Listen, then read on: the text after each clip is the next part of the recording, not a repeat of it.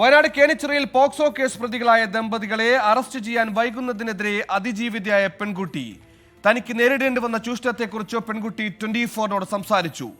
പ്രതിപട്ടികയിൽ ഉൾപ്പെട്ട ഒരാൾ കീഴടങ്ങിയെങ്കിലും ലൈംഗികാതിക്രമം നടത്തിയ ആളെയും ഒത്താശ ചെയ്ത ഇയാളുടെ ഭാര്യയെയും അറസ്റ്റ് ചെയ്യാൻ വൈകുന്നതായാണ് അതിജീവിതയുടെ പരാതി.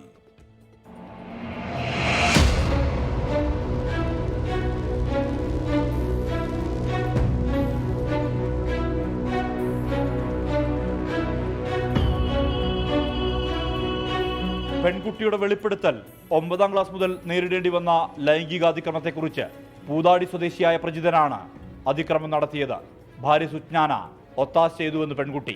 ഫസ്റ്റ് ഇവർ വീട്ടിൽ ഇവരെ റൂമിലേക്ക് വിളിച്ചു കയറ്റിയിട്ടാണ് ഇതൊക്കെ ചെയ്യുന്നത്. കാരണം ഈ അക്കനും കൂടെ ഉണ്ടാവും, സുജ്ഞാന എന്ന് പറഞ്ഞ അക്കനും കൂടെ ഉണ്ടാവും.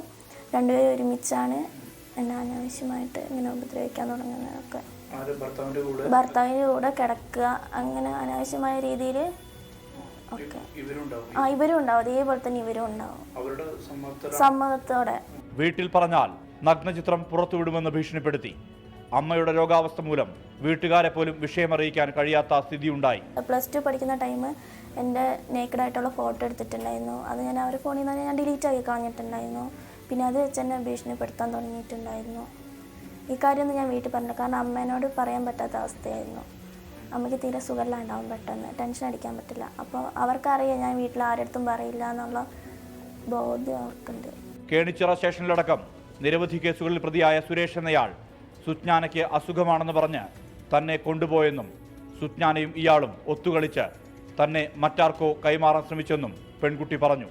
ഇതോടെയാണ് വിവരം പുറത്തു പറയാൻ തയ്യാറായത്. ഇങ്ങനെ കൊണ്ടുപോകാൻ വേണ്ടി ശ്രമിച്ചു, ഇങ്ങനെ ഓരോ ആൾക്കാർക്ക് ഇങ്ങനെ കൊടുക്കാൻ വേണ്ടിയിട്ട് ഇതാക്കുമ്പോൾ എനിക്ക് പേടിയായി. കാരണം ഞാൻ ക്ലാസ്സിൽ ഇറങ്ങുന്ന ടൈം ഇവർ കാറും കൊണ്ട് വരും.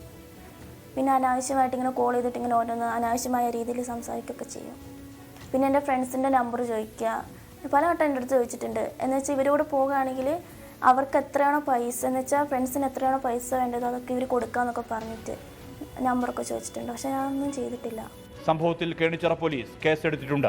കീഴടങ്ങിയ സുരേഷ് റിമാൻഡിലാണ്.